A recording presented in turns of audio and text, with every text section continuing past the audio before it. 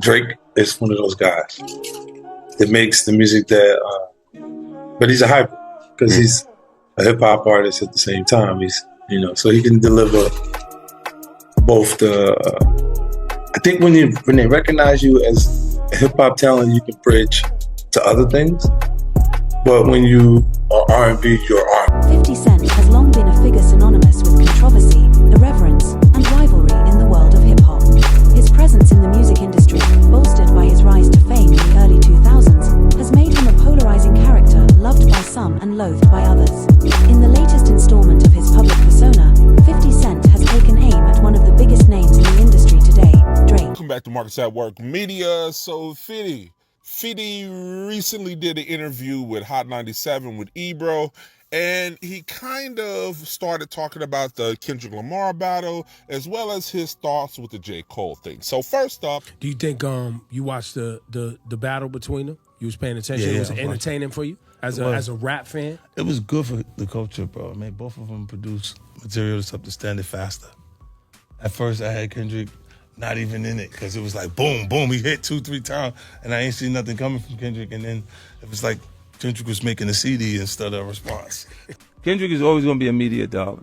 And I told him, I said, because he has the ability to make you believe he had no idea this was going to happen. Like, I look at him and I go,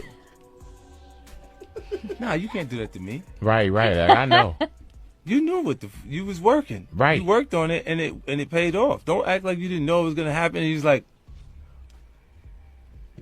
he does that. Cause he'll be like, yo, like wow, like that energy's there. Did you think Kendrick had it in him to go as hard as he did? Look, when they started going, that they like us, I don't have to tell you how territorial West Coast people are. Yeah, it's not just in artists. general, just the people in general. So when it gets to the West Coast side, and they not like us, they going to get together. Like, you put them on the stage together, that was all done properly. Yeah, no, it was... You enjoyed it. Yes. They're different artists. So among all of that, whether you agree or disagree, he also led into the whole J. Cole situation. He felt that the J. Cole situation kind of hurt him a little bit. He was expecting some competition, some pushback from Cole.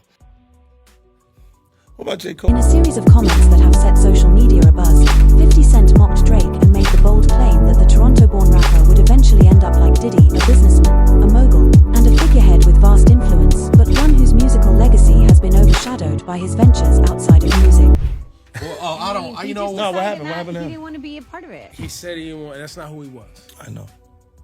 So what happened with J. Cole? So how about that? I'm just saying to you, the culture, the competitive nature of it. So do you think that someone can be, because we defended J. Cole because frankly it wasn't in him to do it, and he made the decision. And he took ownership. He didn't run for it. He took ownership of it. He was like, "Yo, I made he said I made a whack move." He even apologized, and he dipped out. Now, the only problem I have was recently he just put out a song, I don't know if you heard it, called Port Antonio, where he said, I would have won the battle, but I would have lost the brother. And we was like, yeah, that, we didn't agree with that. That wasn't a great move. You can't say that. You can't come out and say, but I would have won. Do you think you're disqualified? Is he disqualified from being in the greats conversation? Wait a minute. You just said feelings were valid, guys. You just said his feelings were valid. They are. And this is why when he stopped, it's because he felt like he could lose a brother. That's but right. he would have won the battle. Now, we did think, I was looking for J. Cole. Like, I'm like, ooh, let me see what he's going to do. And that J. Cole's nice. Yes. Dead nice. Yes. And then when I go, oh, no. Why did you do that? I wanted to call him and tell him, don't do that. No. No. Do you think it hurts him? Yes. Now, he carried on a little bit talking about his Las Vegas residency and all of that. Nobody cares about that. So do you guys agree with what he said about J. Cole or what he said about Kendrick and or Drake dealing with the battle in the current state of things? Put your comments below. Let's talk about it. This is Marcus at Work Media, and I'm out this bitch. The tension between 50 Cent and Drake has been simmering for years, but this latest incident has brought their rivalry into the spotlight once again. The two have often been compared to each other, with fans on both sides eager to pit them against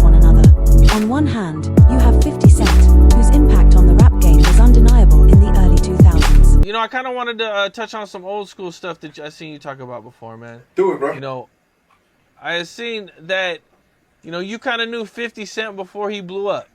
Yeah. What was that like? 50 was the type of dude that kept like a little, he kept like a little pad with him. And he wrote everything down. You understand? Me and him caught the plane. We was going to Vegas. And I gave him my card. My business card was savoir-faire, security management, and everywhere. You know what I mean? So 50 did a song about that. You know what I'm saying? And he put that in the song. And some years ago, about a year or so ago, not even a year or so ago, he said that when he dropped my name, he said, yo, I got the savoir-faire. I got that from Big Gene. He been trying to tell y'all about this Puff shit years ago. But 50 was the type of dude that if you knew he was with you, he was with you. Even back then, he had your back whether you was security or whatever you did. If he was with you, he was with you. And that's what you gotta love about him. You know what I mean? You ain't gotta question his loyalty, you know what I'm saying, on some fight shit or if you in a situation. Cause he going out. Well, I guess you were hanging around him or knew him, right before he got shot. Well, what happened is that I had got some information. 50 came to my house. I tried to fit him on a vest, but I'm like, at the time I was like a 3X. And 50 was like a large, you know what I'm saying? So he couldn't really fit the vest, but I gave him a cover to try to tell him, because he had some pads, some vest pads. So I just told him what the situation was that I knew. And told him he had to watch himself because those cats was going to come at him. You know what I'm saying?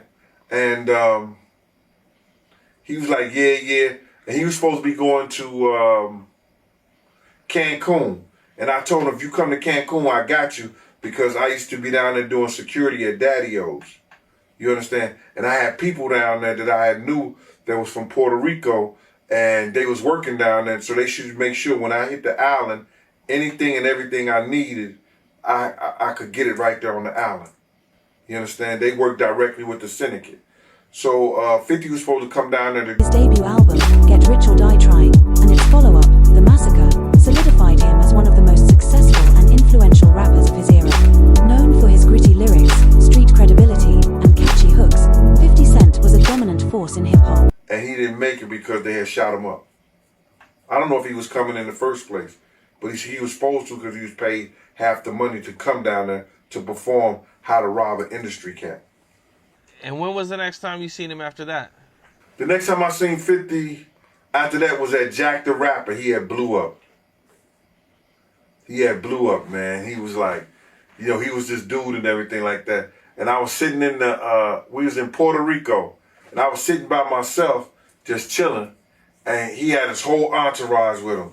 He came directly over to me. He like, yo, Gene. I was like, yo, what up, Fit? I said, what up, 50? He said, what's up, man? He said, yo, put his hand out to me, and grabbed my hand. He said, yo, they can't stop what God got planned. Went on about his business. And then he blew up crazy. Crazy, man. Yeah. How do you feel about 50 going so hard at Diddy with the documentaries and, what did he do to 50 that made him hate him so much, man? That's crazy. Well, I think it's just, you got to look at it like this. 50 was writing a lot of shit that made a lot of money for Diddy. And he knew back then in the day, he didn't know what he know now, but Diddy was robbing him.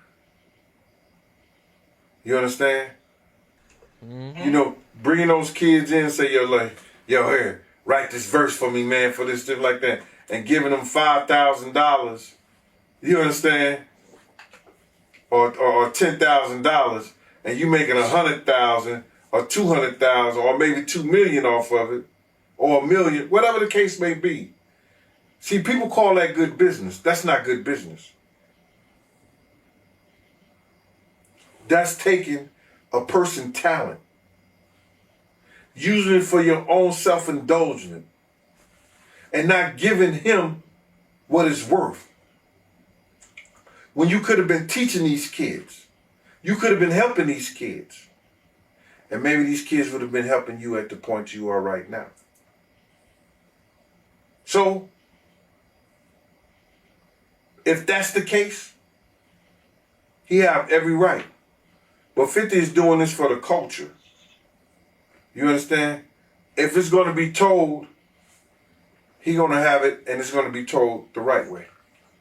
Yeah, man. And 50, he go hard on Diddy, man. It's constant on his Instagram. It's kind of, it's pretty entertaining to see him be so passionate about his hate for Diddy. Listen, how many of your enemies you love? On the other hand, Drake represents the new generation of artists with his unique blend of rap, R&B, and pop. Drake has built a career spanning over a decade, constantly reinventing himself and dominating the charts. The whole shit, I want to talk about that. I did not want to get into Puff. I know, but as soon as I see you, I feel like we're supposed to fight. Why? Because he ruined. He knows he's responsible. No, he's ruined hip hop culture. Look at this, New York City culture, music is damaged because of him specifically. He was the program director. He was supposed to play the records every time. But it's a new era, right? We got, like you said, A Boogie, 401, Cash Cobain. Yeah. Musically, those are the people I mentioned. Who do you know? Who do I know? The young guys. Are the young guys? Lola Brooke. Who else do I love out of here? We love Coyle Ray. Coyle Ray, Jersey. Tierra Whack. Well, that's Philly. He wants New York. Oh, he wants New York. Okay. Who else do I love out of here? Go ahead. Just give me one more. I want to make sure I say a name that I actually, you know what I'm saying? Somebody I actually fuck with. You know what I'm saying? I don't want to just. What about Chef G? Oh, I love Chef G. Chef G, Sleepy Hollow. Sleepy Hollow, Chef G. They don't love us too much. No. Because y'all don't play the records. Y'all don't play the records. And it's lit. That's not why. And it's lit. No, that's not why. Records get played. That's not why. It's because if we want to get into it, it's because Chef G and Sleepy Hollow got used by Donald Trump up in the Bronx. Paul, let's not bring politics into our culture.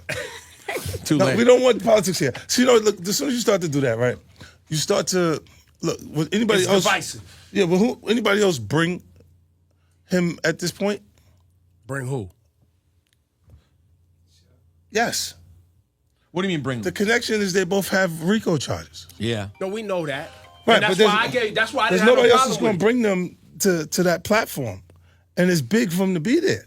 Don't escape that. Like, even if you... No, but we talked about that. We right, talked. I knew that they was working their angles to... Listen, when you're talking about artists getting proximity to a politician, someone like Trump, there absolutely is something in it for both of them. Yes. Right? Trump's using it to ingratiate himself to the audience. Explain about it. His gun charge is gone. There you go. Ask Kodak Black. Yeah. He's free. Right. And so people like that. And most people from where they come from can't get that close to a politician. Right. No, that's why. We understand that, but then they tried to blame Rosenberg that they got yanked from Summer Jam. Which was not true. And they ran with it because it was a good story, but it was not true. Oh, man. What happened at Summer Jam? Man, good old days, right? Yeah, the Summer Jam was... Yo, you coming back this year? No, because I'm banned, remember? Despite the vast differences in their musical styles and trajectories, the two have found themselves on opposite sides of a rivalry fueled by 50 Cent's palm shank for taking shots at those he deems worthy of ridicule.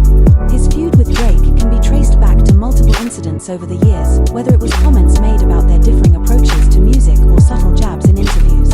However, the tension escalated recently when 50 Cent mocked Drake and made his controversial remark about him ending up like Diddy. Apparently I was banned for a little while. Wasn't this after the so leave me banned, ladies and gentlemen. What? Leave me banned. I'm fine where I'm at now. I'm fine where I'm at. Don't unban me because no one's there to get. When's Jay's coming to Summer Jam?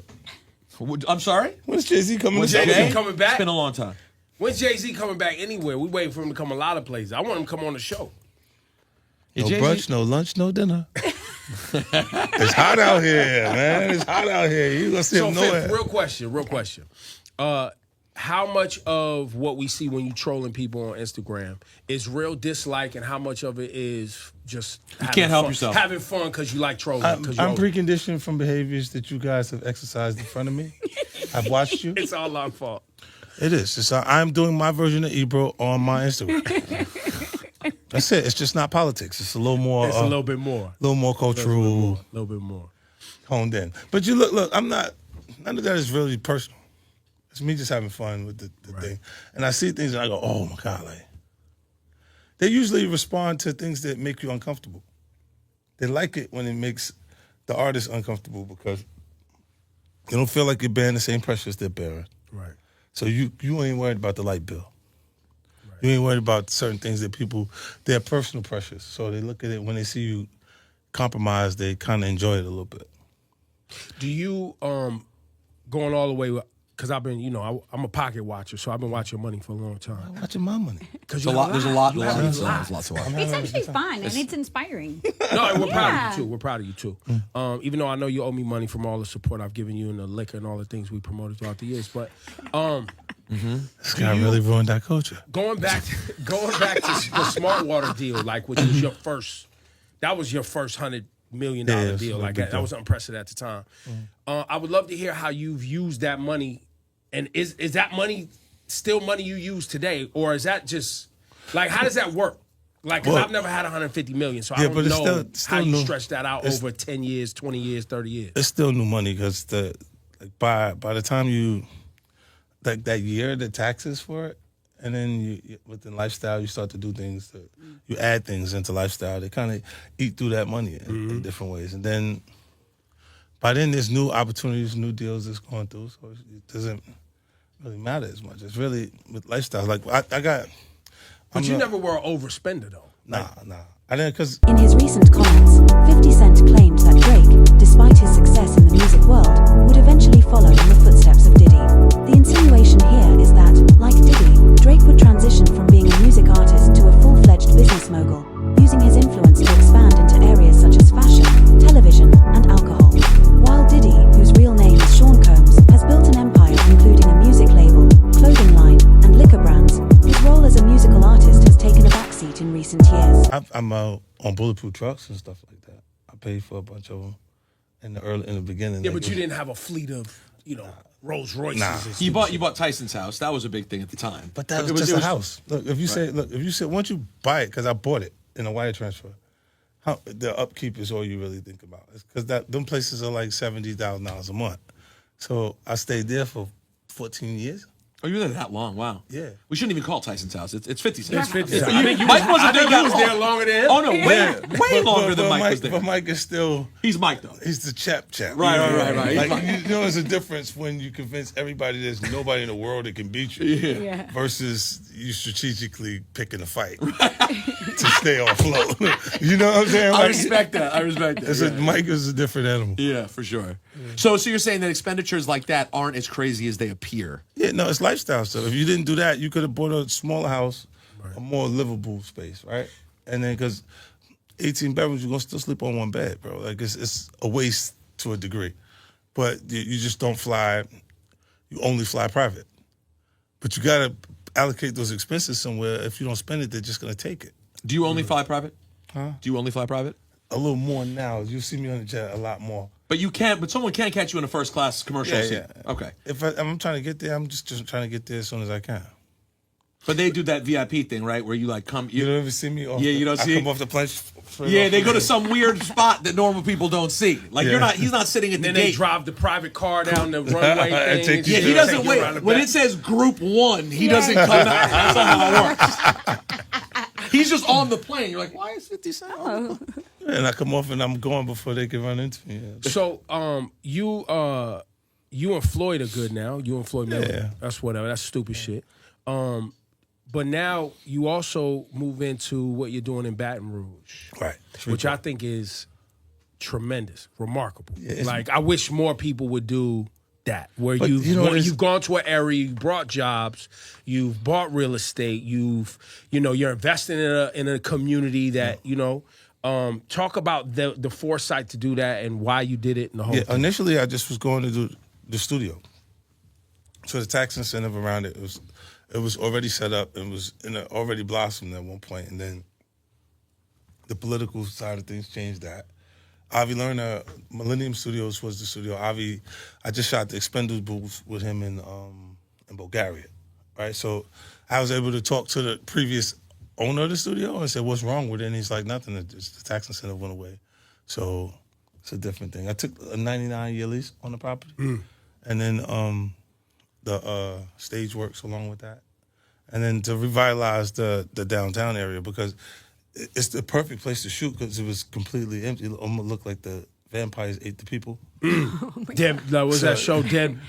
Yeah, where everything's just missing. Walking Dead. So it looked the whole place looked like a set. Wow. At that point, because it was nice places, but it was like frozen in time empty. almost. Yeah. Wow. And then when I'm like, yo, I got to do something now because they had heard big promises before and people didn't deliver. So I'm like, I'm gonna do the human harmony thing, and it was like, oh, this is great. So it'll be For 50 Cent, the comparison is less of a compliment and more of a veiled insult. To him, Diddy represents a kind of decline, a fall from grace as a music artist, and an eventual shift toward being more of a celebrity entrepreneur than an artist.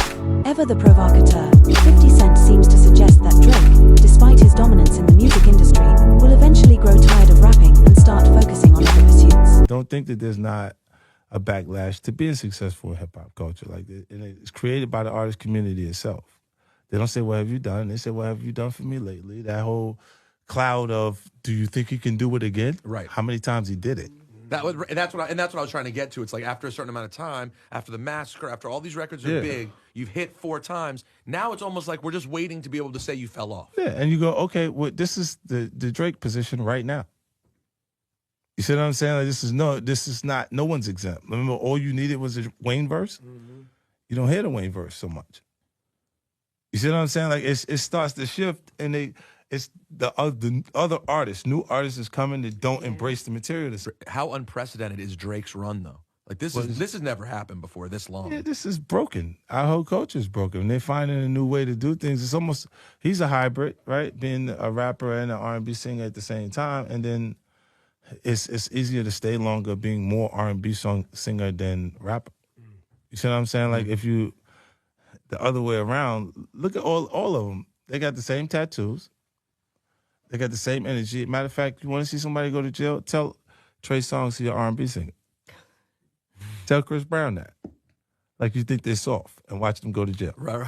So you look and you go, it's just we're in a different period where it's like, nah, I do this. And the melody, you got so many artists that using the auto-tune, artists, the rappers technically, but they sing it on the record. To get the auto-tune, that vibe that's going on, it's almost both at the same time. Who can do both the best? You Drake haters is funny. He ain't real. He don't write his rap. He ain't. It's been 11 years, man.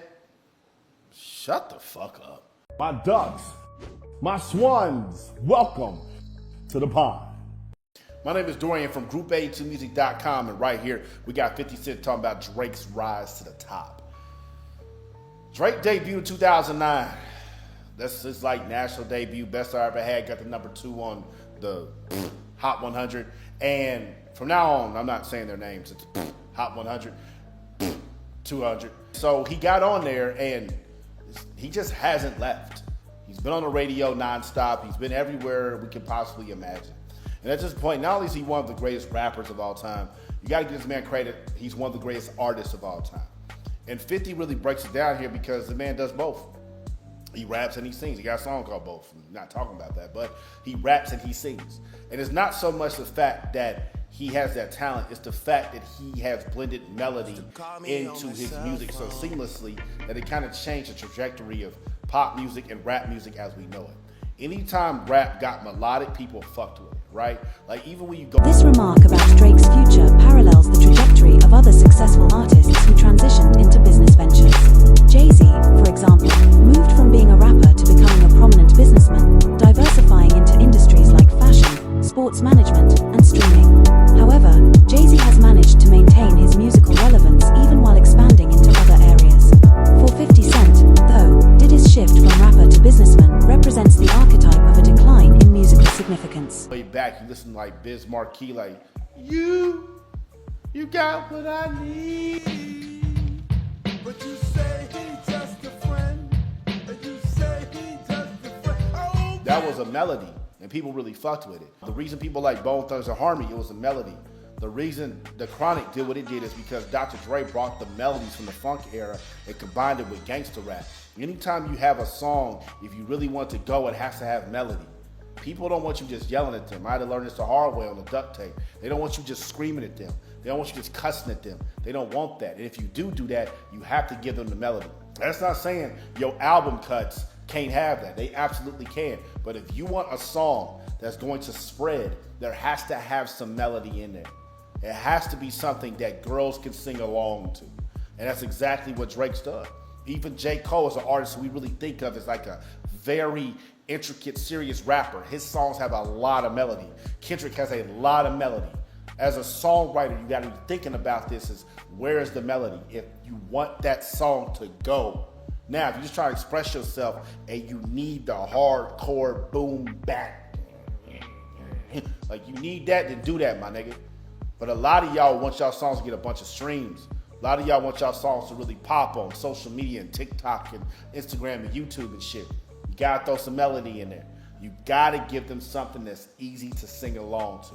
If not, they're not gonna fuck with it. And you're gonna wonder why, nigga, that's the reason. This music writing shit isn't really that hard. If you pay attention to what's worked.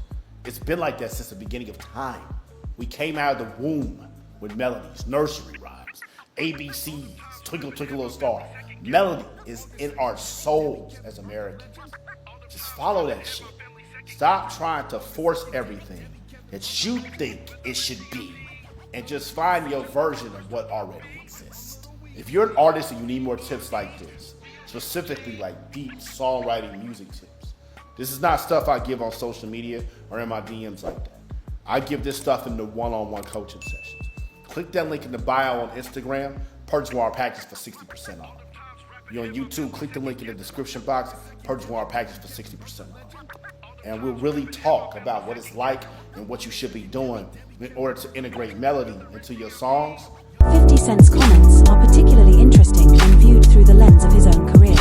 While 50 Cent is no longer the dominant force he once was in hip-hop, he has diversified his brand, engaging in ventures like the television series Power, his partnership with Vitamin Water, and forays into acting and producing.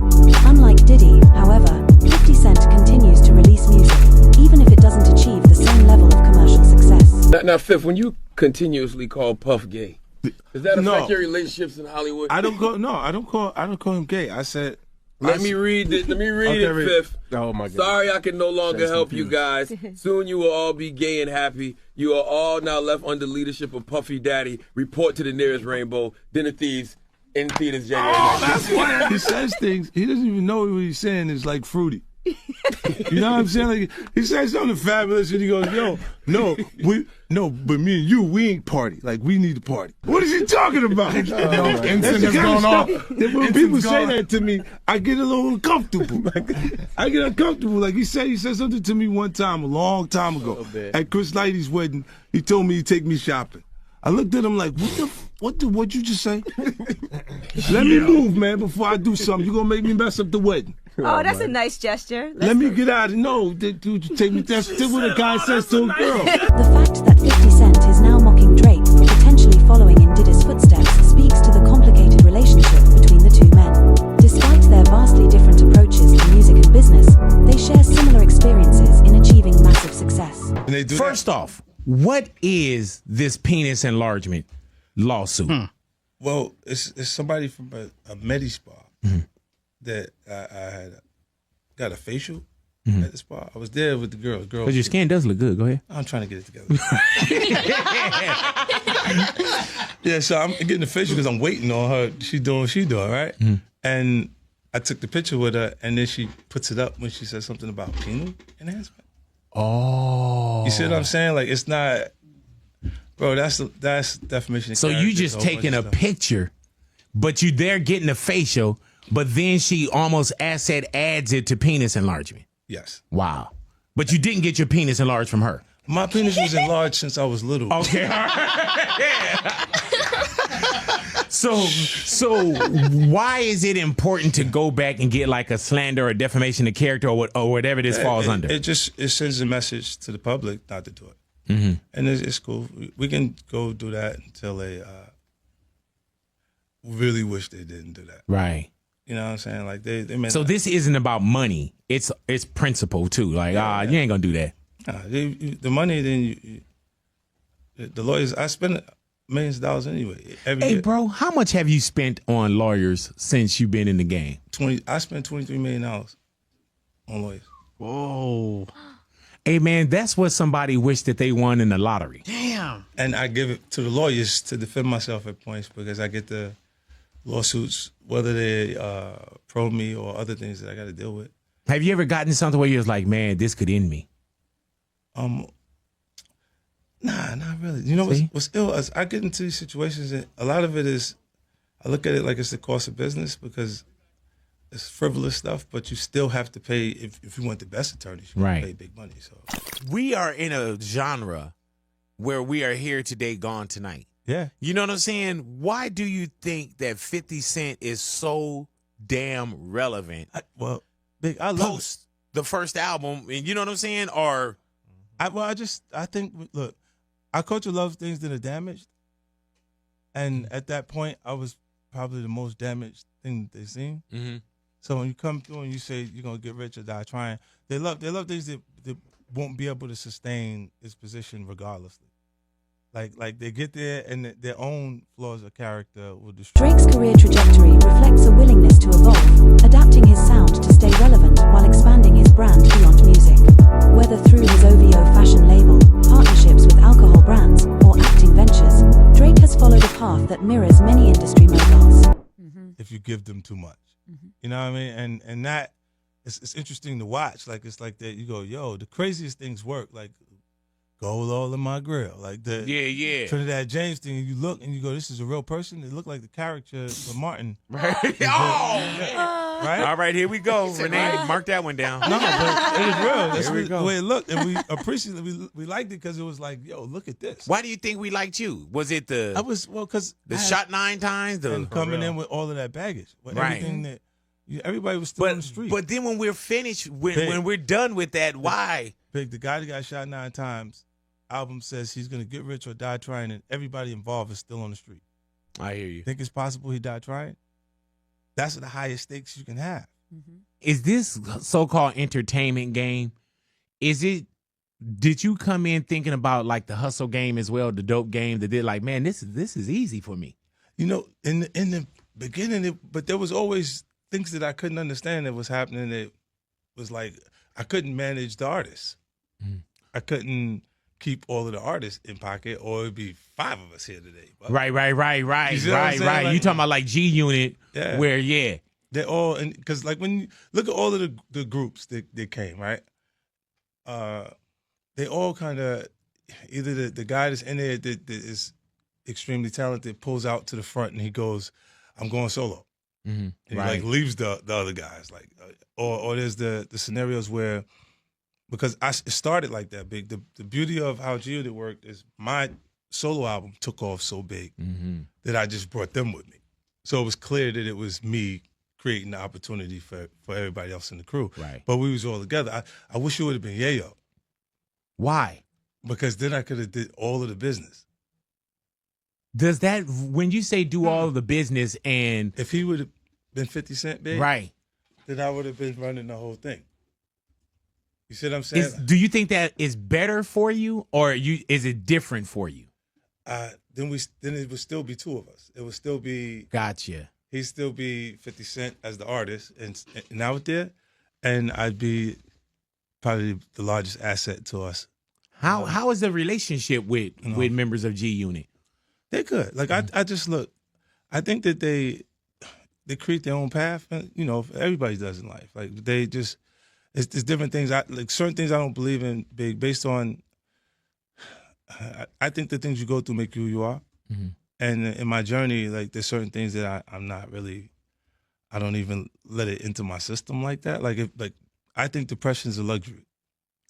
Wow. Because where I'm from, you can't afford to be depressed. You got to pay the bill, right? Right. So you got to go to work. You got to get up. You got to go do what you got to do. The comparison to Diddy also highlights how the music business has changed. Early hip-hop emphasized authenticity, street credibility, and dominance in rap. Over time, artists realized they needed to branch out into business ventures to sustain wealth and influence. Diddy was one of the first to embrace this transition. So they feel uncomfortable while they're working, while they're doing what they got to do. Like, when these guys get in a slump and they just decide that they're not going to do anything, I'm like, where they do that at? Right. Even when you're on the street, you got a pack. You just decide not to come outside? Yeah. They're going to beat you. You're going to beat to death. Wait till you come out. They're going to beat the... Yeah.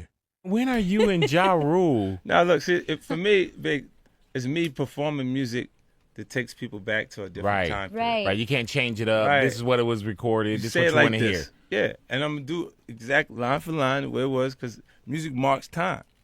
When it comes on, you feel like you felt in the period that song was special to you. Why have it in the show, though? Right. Well, it's your because song. It's a song. Right. I'm doing a set list. Right. I did music from, like I said, when Nas and them, like a big part of, like it was a huge crowd. Yeah. On the stage. It turned into a park jam. Like it was like, it wasn't even the Summer Jam show anymore. Like it was like, I bet you we counted, it'd probably be about 80 people. Oh, Lord have mercy. Yeah. And not, like, that wasn't my entourage. So on the plane, did you and Ja Rule, did y'all have any words like, hey, how you doing? Nah, like I knew he was there before I got there. On the plane? Yeah. Man, so do y'all see each other? Not like I saw him. Yeah, we sat right in first class. Like he sat on the other side, of, like by the window. So somebody sitting at the actual edge of it.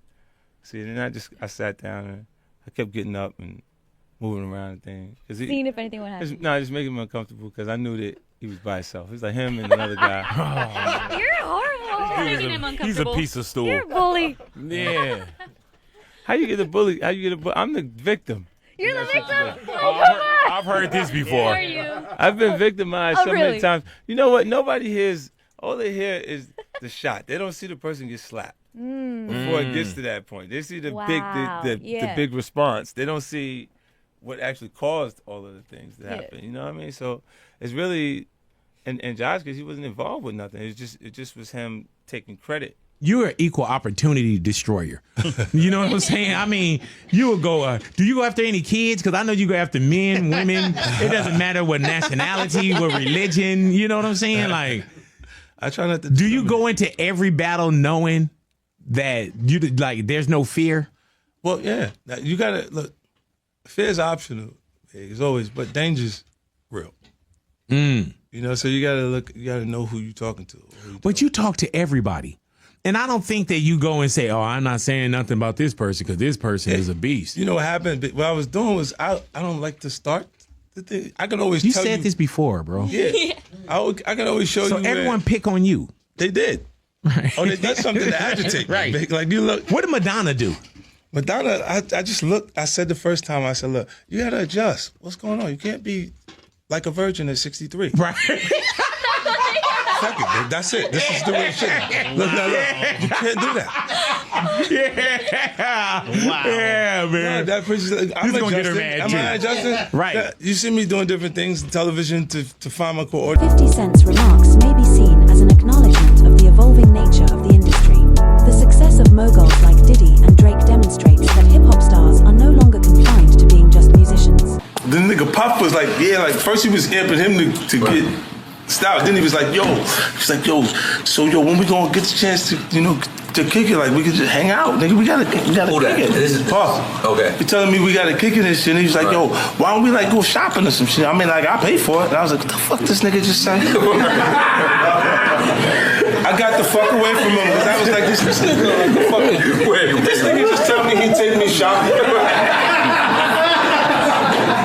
And this is shit that goes on. But there's a little fruit pop. It's a fruit pile. It's a fruit pile. Trust me. You see these little weird ass pictures and shit like that out there. You sit out there for no reason. Like, you don't see accident pictures of me like kissing niggas. Like that doesn't happen by accident. You know what I'm saying? Like I'm telling you. I'm telling you. Look. Later you gonna find out a little shit that I be saying be real. Do you understand what I'm saying? Man, listen, I'm trying to tell you the truth. But the truth, sometimes it hurts. Right. It hurts people and they don't want to hear that shit. But I'm trying to tell you, nigga asked me, could he take me shopping? And it fucked me up because I'm looking like, what the fuck did this nigga just say? I want to take you shopping. I got a bankroll out this motherfucker. I want to take you shopping. Why? Because when you walk around looking so motherfucking good, I'm going to feel like, God damn it, that motherfucker with me. That's all I want to do. That's all I want to do. But when a nigga tell me he want to take me shopping, what the fuck is the matter with this nigga? Hold on. But where was this at? This was at the wedding. Right after the wedding. I'm beefing with Steve Stout, and Puff is telling you he's going to take you shopping. After the show's over. Swear to God, everybody gonna want to be at Chris Lady wedding right now. Everybody gonna be like, yo, I was there. And I'm bugging because look, while they was sitting there at the wedding, like I'm like this, look, because you know they hit. Right. Both Stout and Puff. Okay, yes, they hit. They fucked the Veronica, the girl that Chris was married. Whoa, this is awkward. We did not know that. So I'm sitting there like, what the fuck kind of shit we got going on? Oh man, goddamn! Like on my own little. I guess our angel on our shit. I know you supposed to jump in like chill. I was befuddled, son. God I'm still befuddled. It is what it is. Now you gave me alcohol. Listen. Did we take that shot already? No, but this is the kind of awkward shit that was going on at the same time. Damn, I didn't know I'm sitting there looking, going like, what the fuck is okay? Okay, maybe this is one of those things where because I'm from the neighborhood, I don't understand what's really going on, right? And it was just his own little thing. Like Chris didn't give a fuck. I guess it was have everybody here so they know I'm secure. And I don't care about none of that shit. And everything's like, and I'm going through my own little feelings. All right. You know what I'm saying? Because I don't know how that works. Right. You know what I'm saying? But it is what it is. Like, that's what happened. And it was like, I'm sitting there, I'm like, I was her get that. I was her type. You know what I'm saying? Like, executive type. Like, you want to tell me you went to school, shit like that. You better off telling me you got no gag reflex. I'm going to turn this serious. I don't know if I'm bringing that up is a good idea.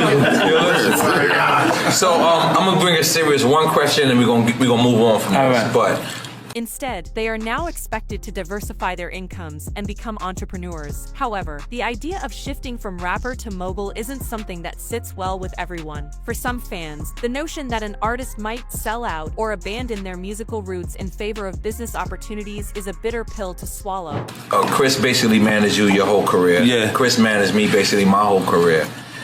I'm sorry to ask this question, but we're going to both ask the question. Do you think he committed suicide? No, I don't believe that. I don't believe he killed so. So what do you believe? Because you hired investigators? Yeah, I hired investigators for it because I didn't believe, like, for Tiffany. For the daughter, that's the daughter. Yeah. I did that, you know what I'm saying, because her and his mother and his family, his brothers and them didn't believe in that, so I paid for it. But But you personally, what do you believe? Nah, like I spoke to him right before. The day? The same day or the day before you? The night before, like, it was like he was still under the weather. Like, he was still under the weather because he went to the doctor, he came out, he was like talking real low and shit, and I was getting my hair cut.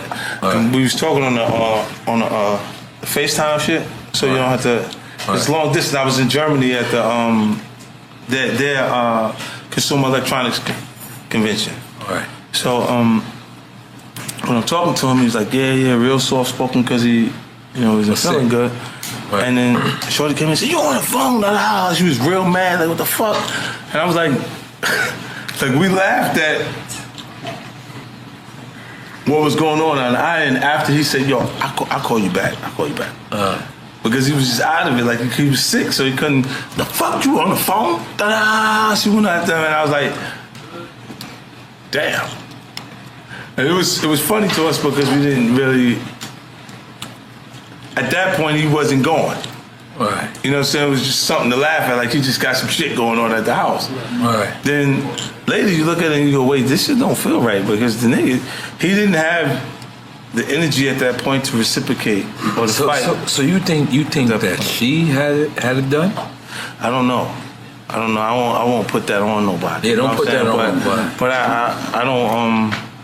But what do you I don't think? believe he just knocked himself off like that. I can't believe that neither. Yeah. I'm sorry. Like I know this is a touching point for both of us. Yeah. But I look at you face to face, man to man. Let me tell you something. I don't believe that neither. When they try to say, but are we in denial? Like let's just keep it real. Are we in denial with your pettiness? Listen, but I know that.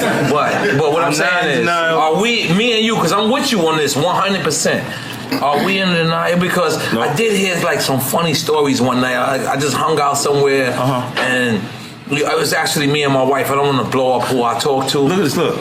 All the funny stories and all that shit I heard. Everything you can think of, I heard. I know. You had to hear what I heard. Now, what's happening is when they start to say it's because he was having financial problems. Right, yeah, please. Let's make this clear. Look, he lost money with Bernie Madoff. Right? Word. Makes sense. When he lost the money, I come in the office, I'm laughing at him, right? Because I'm like, oh, so you found a nigga, give you 33% returns on that, didn't even say nothing about that, huh? My nigga. So you forgot to tell a nigga that you found a nigga like that that could give you that kind of money on returns. You ain't cut me in at all on the deal, huh? I'm glad the motherfucker lost the money. So I'm laughing at I just made $100 million. Let's make some noise for that. I just made $100 million with vitamin water. God damn it. It's easy, man. I'm looking at him going, why you ain't tell me that you found somebody that could show you those returns on the money? And that's it, because Bernie was showing the returns up until him not showing the returns. It was like a pyramid. Hold on. You met Bernie Madoff? So he was doing it, huh? You met Bernie Madoff? No, this is what Chris had already. Keep going. This is story so crazy. So now I'm going, yo, how you missed that one? How you ain't tell me about that? And he's like, oh man, this is some bullshit or whatever. But he's like, yo, he got money, but Instead, they are now expected to diversify and become entrepreneurs. For some fans, however, the notion of an artist selling out or abandoning their musical roots for business opportunities remains contentious. the investments that he would have lost, he would have had penalties if he pulled out before the time period. So I said, I give you $1 million and you just give it back to me. You know, when the thing is like on the time periods, like we'll make periods, and he said, all right, cool. He didn't even ask. I said I'd give it to you because it didn't make sense for me to we make too much money together for you to be under those. I'm not sure you're gonna work the same. Right. If you got that type of pressure on you, this is going to skip you. You miss it. They didn't miss no family vacations, no nothing. All right. Everything's happening the way it would happen at any other point. So the crazy part is at the time that I'm actually getting the phone call from him, is me telling him, look, he's saying, yo, that's already dealt with. Because like time went by, He's talking about what is it when he say that? He gave me back the $1 million, Lord. Oh, he gave you back. So the money that I had loaned him, the $1 million, at the time that right before he passed away, it's us having a conversation like, yo, talk to your people because all that money, I did that. That's dope. It's all back now. So he's telling me. What matter of time is that? Like that was 2 weeks later? Nah, it's an 8-month time period. Okay. But in the 8-month time, he gave it with the profit. He put the money back, the $1 million back. So he said, "Yo, that's back. So why the fuck were you talking about financially being strapped?" Oh, this is after the Madoff shit was already exposed. The Madoff shit. He just gave you your money back. When he took that hit, I gave him $1 million. Right. Oh, I see what you're saying. That $1 million, he had his money in other investments, but he couldn't take it out, or he would have lost money. Okay, so you was helping him at that point with the Madoff shit. It's just giving him $1 million float money, so he don't have to fuck with his other money. Right. Then 8-month time period went by, and that money is back now. It's put back into my accounts. So he's like, yo, that's back. And I'm saying, yo, I'm getting ready to run. And he get happy, he light up. Light was sitting right there, my barber right there. He was actually cutting my hair. Light, my nigga. Light, where you from? Queens. Where at? He been cutting my hair. I know that. Nigga, tell what part, nigga? He been cutting my hair for 20 years. Farmers in Merritt. Farmers in Merritt? That son of a bitch charged me $500 a haircut now. It was Charge $500 a haircut. You must have started paying up. You way too expensive. The price went up and shit. You a rich nigga. Where's my free haircut for Christmas? I need my free haircut for Christmas. You got it. Yo, 50. Wow, that's crazy. So I was supposed to get a free haircut for Christmas, man. Right. Oh, he still charge you on Christmas? Yeah, man. Every time you're a rich nigga though. He pop up at the shows. He don't never got no freebies. Can we get effing pieces? Can we get effing pieces? We hurting over here. We fucked up. We don't got no future. Can you hear me? Yeah. I'ma send it too. That would be sitting. In the end, 50 Cent's comments about Drake and his potential future trajectory serve as a reflection of the complexities within the hip-hop industry. The rivalry between the two artists highlights the ever-evolving nature of the genre, where musical success alone is no longer enough to secure long-term relevance. Instead, artists are expected to branch out and build empires beyond the music world. You heard about how Sean said that Diddy offered him $50K, for doing 10 years for him? You heard about that? I think Sean did 10 years in prison for deciding to pull out a gun and start shooting in the air. That's what I think. And if Puff gave him $50,000 for that, that's $50,000 more than he had. Bro, like I said before, I wasn't there. I can only go by what Wolf said and Wolf told me. You understand? And even though there's a victim that says that Puff shot her in the face, there's witnesses that's coming out now saying that they were right in front of Puff.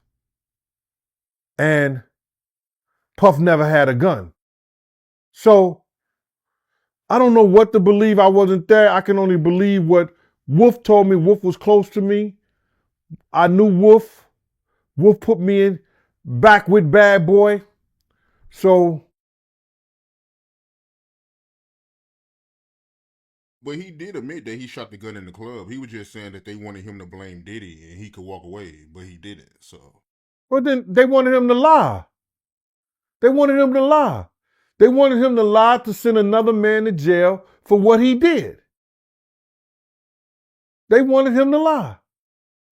Yo, when you're around people and they start talking about the behavior of another person, you know if they had something to do with what went down. And to me, I believe that Puff had nothing to do with it. I don't believe Puff pulled out no gun and shot. He ain't built like that. He's not built like that. He may have grown into that at a later time, but back then in that day in 99, he wasn't built like that. He wasn't going to bust a grape in a wine factory. We had been in a number of situations and you could see that. He didn't want that type of smoke because he said if those white people thought that I had anything to do with any gunplay, they not going to spend no money with me. He told me that personally.